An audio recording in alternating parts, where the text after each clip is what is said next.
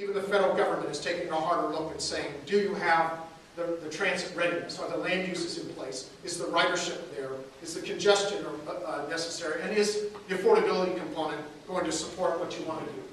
And the initial concept that is being developed by Triangle Transit in cooperation with the counties, with the cities, the towns, Campo, and the other jurisdictions, even up to the state level, recognizes that a commuter rail link from Durham to Clayton, and light rail from Carrboro to Durham, and from Cary to downtown Raleigh and up to the Triangle Town Center captures that achievement.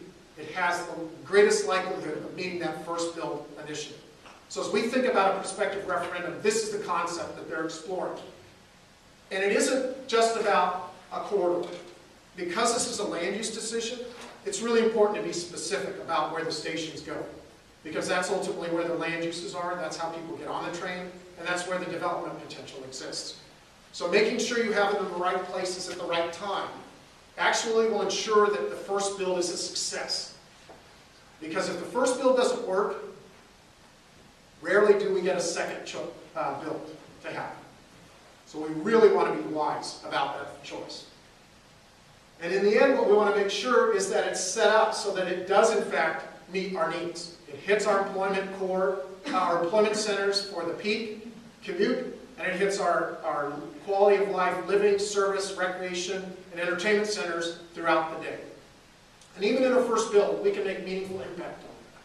But there are a lot of other community areas around the region that over time, we know we want to be able to get service, but we need to do work to get them ready. So that's what this first build will help us do. Triangle Transit is looking at both components with the state and with North Carolina Railroad, and so there's some good news to be had by that. First of all, the federal government has changed the rules both for commuter and light rail. They've removed some barriers that made us really non-competitive in 2006. That has helped us. And what's most interesting, the biggest rule they've changed is that instead of exclusively ridership or cost per rider calculation driving the decision, they're now creating almost on an equal level playing field the land use and economic development characteristics as part of the equation. Well, that, for our region, puts us in a much better position than a lot of other competitors around the country. And the same thing applies even for the light rail. On the commuter rail, you can see that you're covering a lot more territory with fewer stations, and they intersect with the light rail, so that you could use bus or light rail to get to the commuter rail and get to your work. But when you get off the commuter rail, you want to make sure that you've got light rail and bus to be able to get to your daily activities. What happens at those stations is really critical. And I'm going to snapshot for you, because this is a land use discussion, just some thoughts to kind of put in your heads when you look at your community, whether it's where you live in the suburban towns, or if you're in Raleigh, or even if you're outside Wake County and you're thinking about where these trains might go. And that's to understand that the willingness to ride transit, and in particular to walk to ride transit, is highly insensitive to distance. People aren't willing to walk a long way. We're really very fickle about that. And once we get about a quarter mile, which is about 5 to 7 minute walk, our instincts tell us to get in the car. So if we're going to be making this work, we've got to make sure that the mix and type of uses that are within 6 to 12 to 1,800 feet are convenient, that we've got a good network of streets, that we've got good bike and ped facilities, that everybody can get to those stations. And I want to help you understand that where these stations are along the line will vary across the county and the region. They won't all be the same. They will not only not all be the same because of the scale and intensity that exists between downtown versus the suburban towns or in between employment centers, but because of the uses that will vary. And most communities that are successful, you see people starting to make daily decisions about what they do based on what's at each station along the line. So they may live at one and work at another, they may shop at a third and actually go to the movies at a fourth. But that doesn't work if they're trying to do them all at every one, right? Because there's only so much market for anything. So it's really important to make sure that you populate as many of these with the right things and that they be done systematically. And it also is important that you understand that the density really does make a difference. It's critical because the more dense you make it, the more likely you can actually put the retail and community services that are necessary when people get on or off the train.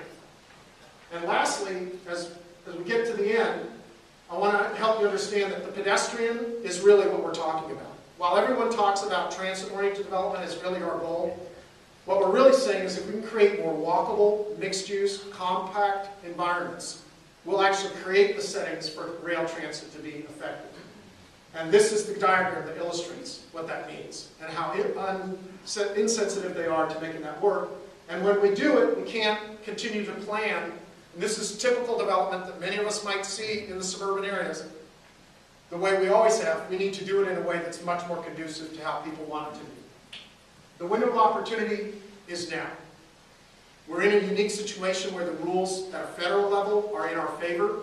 And in fact, because of the success of CATS in Charlotte, FTA is actually recalibrating their model. And some of the early results suggest that we may actually see, I'll say what I've been told is much higher than this, but at least a double of ridership potential.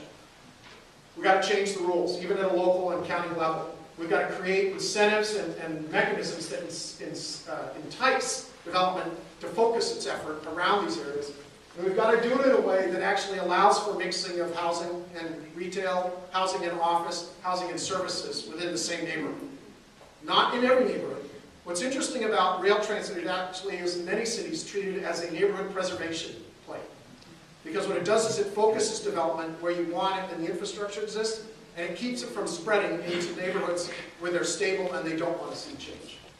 And think about really actually creating true mixed use. The kind where it's actually possible to get out of our cars and not have to use them for a lot of our daily activities. And don't forget that the Achilles heel of transit and transit-oriented development is parking. Because we still feel confined by our cars.